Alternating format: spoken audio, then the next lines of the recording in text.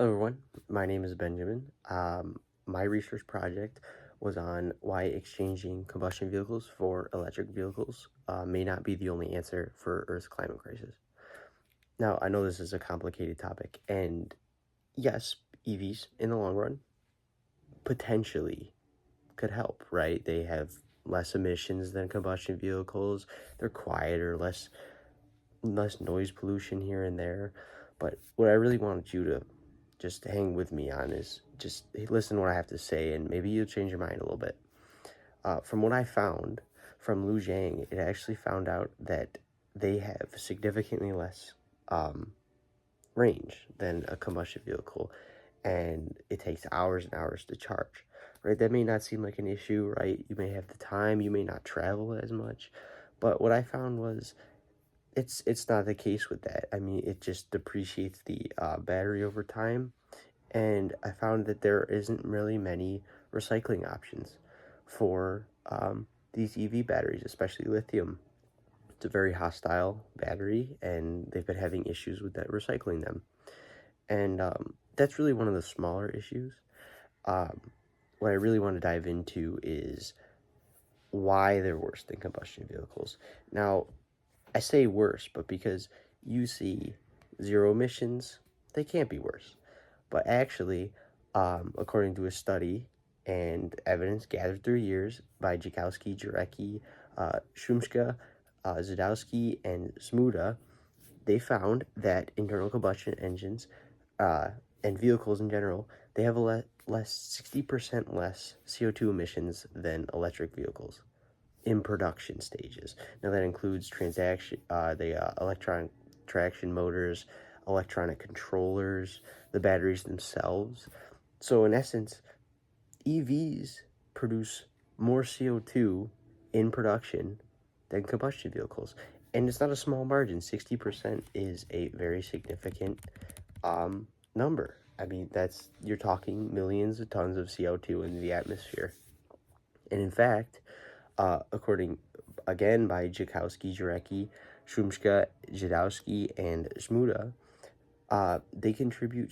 battery production specifically contributes to about 35% to 41% of the potential CO2 emissions just from EV production alone.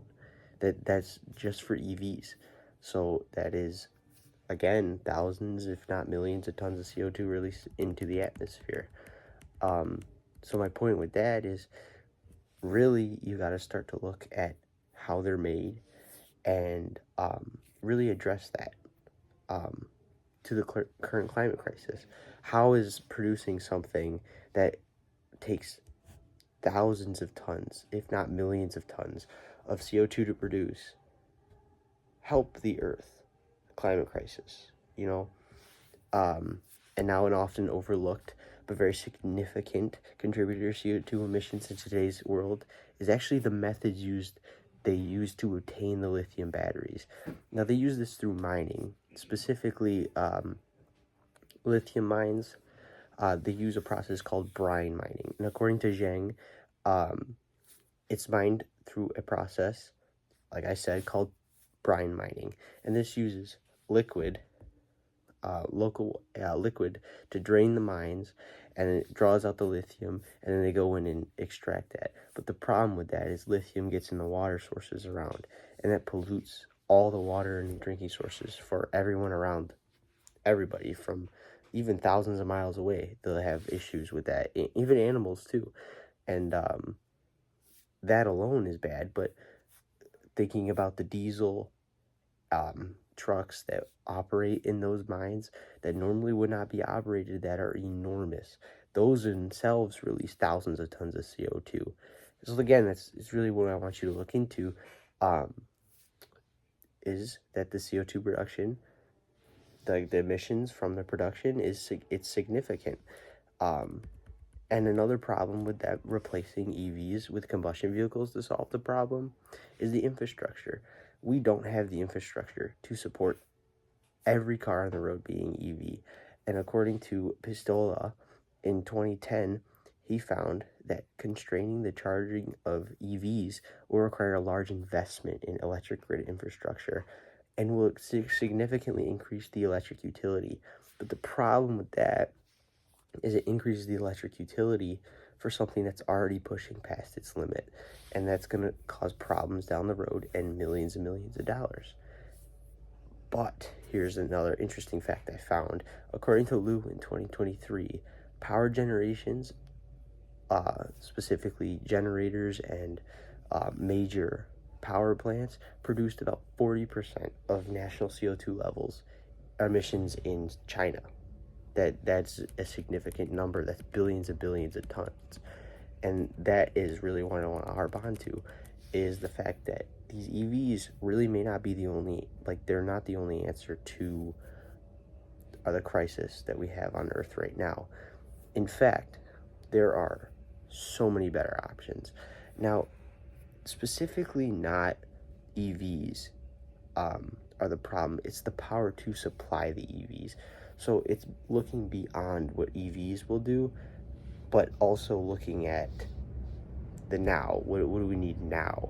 And that is why Lewis in 2012, he did a study and found that if 20% of Earth's global power was wind power by 2050, that would eliminate 35 gigatons of carbon emissions.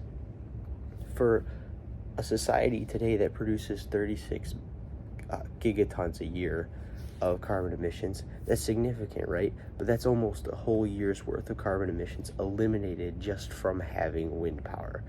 Now, I'd like to close off here a little bit to say that it may not be the only answer. There are so many better alternatives. And I'm not saying alternatives EVs in general. It's really to look at the how we power the EVs.